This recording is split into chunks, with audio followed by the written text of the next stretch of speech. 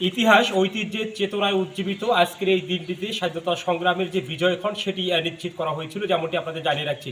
ঠিক আপনাদের জানিয়ে রাখবো, আজকের এই 16 ডিসেম্বর মহান বিজয় দিবস উপলক্ষে নীলফামারীর কিশোরগঞ্জ উপজেলার বিভিন্ন শিক্ষা প্রতিষ্ঠান জুড়ে ঠিক সকালবেলা থেকেই শহীদের আত্মার মাগফিরাত কামনায় দোয়া মাহফিল এবং শহীদ বেদিতে পুষ্পমাল্য অর্পণের যে চিত্রপট সেটি প্রবাহমান ছিল বিভিন্ন শিক্ষা প্রতিষ্ঠানের মূল ফটক চত্বর জুড়ে।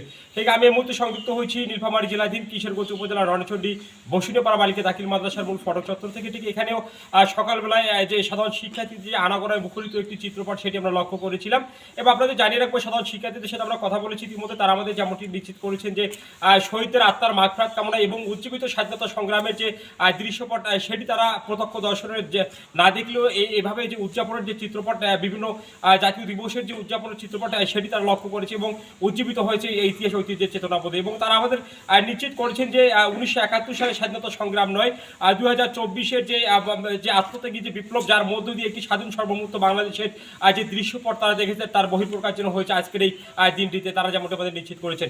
ঠিক এই মুহূর্তে আমাদের সাথে সংযুক্ত রয়েছে প্রতিষ্ঠান প্রধান মহোদয়, যার নেতৃত্বে আজকে সকালবেলায় বিভিন্ন যে আনুষ্ঠানিক যে কার্যক্রম সেটি সুসম্পূর্ণ হয়েছে। কথা বলার চেষ্টা করবো সেই মানুষটির সাথে। আপনার মাধ্যমে জানতে চাই, ঠিক আজকে সারাদিন ব্যাপী যে বিজয় দিবসের যে চিত্রপটকে কেন্দ্র করে যে নানাবিধ কর্মসূচির আয়োজন হাতে নিয়েছেন, সেটির মধ্যে আদৌ কী ছিল সে বিষয়টা একটু নিশ্চিত করবেন। ধন্যবাদ আপনাদেরকে। আজকে মহান বিজয় দিবস উপলক্ষে আমাদের ভোরবেলা পতাকা উত্তোলন এবং শহীদদের আত্মার মাগফিরাত কামনা করে মোনাজাত, বিশেষ ভাবে ওই বাচ্চাদেরকে বিভিন্ন কুইজ প্রতিযোগিতা ইত্যাদি প্রোগ্রাম করা হয়েছে এবং সেই সাথে আমাদের 2024 সালের 5ই আগস্ট, জুলাই আগস্টের যে সংগ্রাম, এই সংগ্রামে যারা জীবন দিয়েছে বিলিয়ে তাদের আত্মার মাগফিরাত কামনা করে দেওয়া হয়েছে। সার্বিকভাবে সারাদিনব্যাপী আমাদের এই কর্মসূচি আর কি চলবে। আমাদের শিক্ষকগণ উপস্থিত রয়েছে, আপনাদেরকে ধন্যবাদ।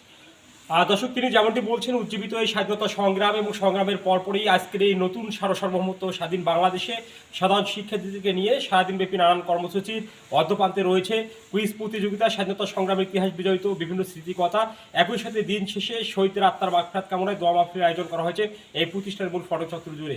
সংযুক্ত রয়েছেন প্রতিষ্ঠানের অন্য সকল শিক্ষকরা, যাদের প্রতিনিয়ত প্রতিষ্ঠানে আসা এবং প্রতিষ্ঠানে নিয়মিত পাঠদানে সংযুক্ত থাকার মধ্য দিয়েই এই সকল উজ্জীবিত শিক্ষার্থীদেরকে সাথে নিয়ে আগামী দিনে স্বাধীন বাংলাদেশে পথ চলার অঙ্গীকার ব্যক্ত করেছেন দায়িত্বে থাকা এই সকল শিক্ষকরা। নীলফামারীর কিশোরগঞ্জ উপজেলার রণচণ্ডী বসুনিয়াপাড়া বালিকা দাখিল মাদ্রাসার মূল ফটক চত্বর থেকে সর্বশেষ জানাচ্ছিলাম Ashraful Islam Raju, staff reporter MP.